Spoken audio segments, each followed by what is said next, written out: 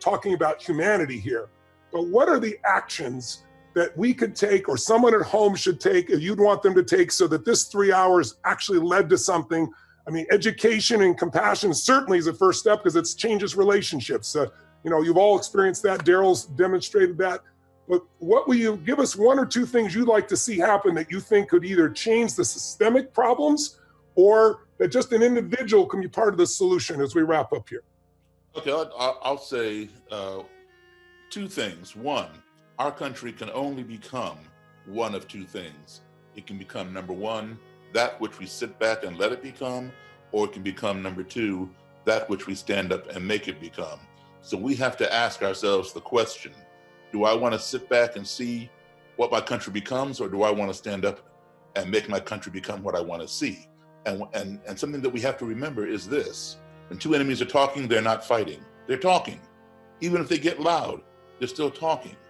It's when the conversation ceases that the ground becomes fertile for violence. So keep the conversation going. That's beautiful. Thank you. You certainly demonstrated that. Bishop, would you like to share? Yeah, I want to jump in just a little bit. I had an experience years ago. Our church is integrated, but years ago, it wasn't to the degree that it is now, and it's hopefully not now to the degree that it's going to be. But an older white lady came to our church, and she came down to the altar and said, "I listen to you on television. I always enjoy your ministry." She said, "But I was so afraid to come to your church." She said, "Because I wasn't sure that white people could come here." And that exploded in my head, and it led me to a deeper understanding that some things that we categorize as racism are really fear. Yes. I think it's important that we don't give people a blueprint how to be out of their comfort zone.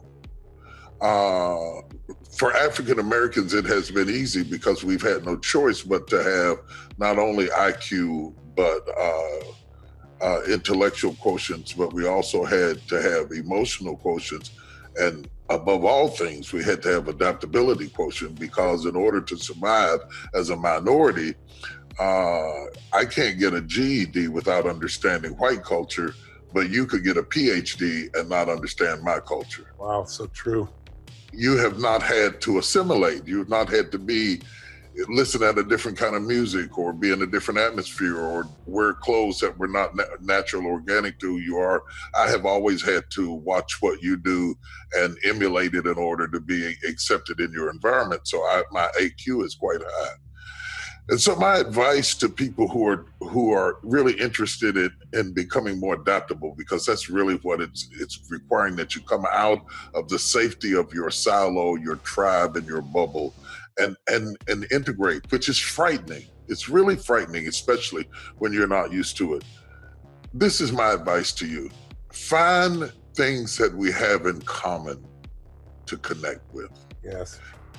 There are always distinctives, and the media focuses on our distinctives because divisions drive up ratings.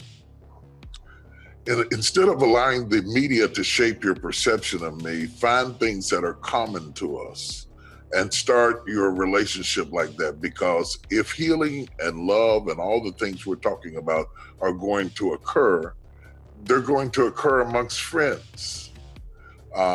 The amazing presentation that Dr. Davis delivered, and his friend who came from the KKK, is that friendship became the bridge that they crossed to connect. And I don't think people always know how to befriend somebody whose background is different, but there's always something common. This is old school, and I'm going to date myself with this, but we were taught in school that in order to work with fractions or multiply them or divide them, you had to reduce them to their lowest common denominator. Mm-hmm. I don't think they do that anymore, but that's the way they taught us back then. Do you remember that? Yep. Yep. When you're trying to connect with somebody of which you have so many distinctives and differences, reduce it down to your lowest common denominator. You love your kids, I love my kids. You like to eat, I like to eat. You like music, I like music. Let's start with what we like.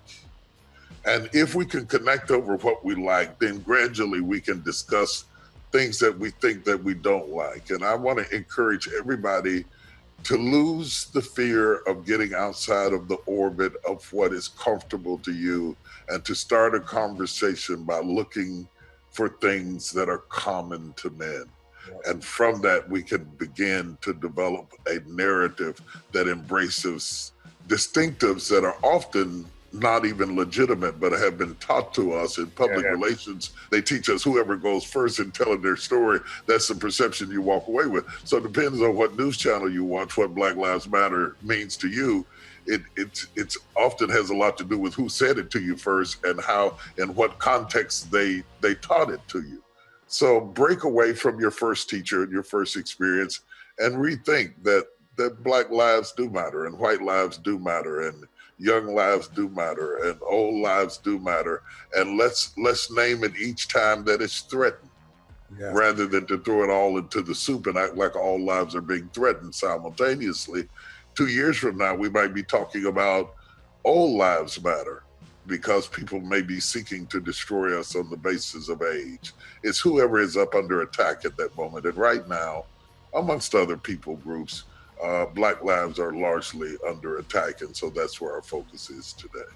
I love you talking about bridging and finding with that basic common denominator, because that's what I attempt to do myself. And I think it's the greatest compliment in the world that we find the depth of love for our children, for our family, for society, for our desire to do something meaningful with our lives that is inside of every one of us. Every one of us needs to feel like we're important, that our life is meaningful, like we're loved, and that we can love, and that we can have some certainty that we can have more, pleasure than pain in our life, more comfort at least than pain, because pain's going to come for all of us. The one common denominator is extreme stress. We're all going to experience those extreme moments, and all of you, just because of the color of your skin, have had those experiences, and then life gives them to us in many other ways. We're all going to lose a loved one. We're all going to be in a place where maybe our house burns down and we lose our job, or the government changes the rules and suddenly, your business is gone. We're all going to face those things, horrific challenges that are there. But what makes us human, I believe, is our capacity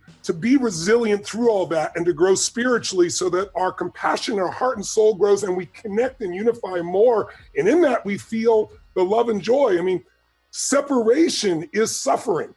And we have been separated as a brother and sisterhood for so long, and it's constructed, it's cultural construction. It has nothing to do with our DNA, it has nothing to do with our humanity. It's how we've been educated and how we've been pushed. Quincy Jones is a dear friend of mine, and the greatest compliment he ever gave me, he calls me, my wife Sage, his little ghetto brother and sister, and he says, Tone, he goes, you're DNA. And I said, what's that?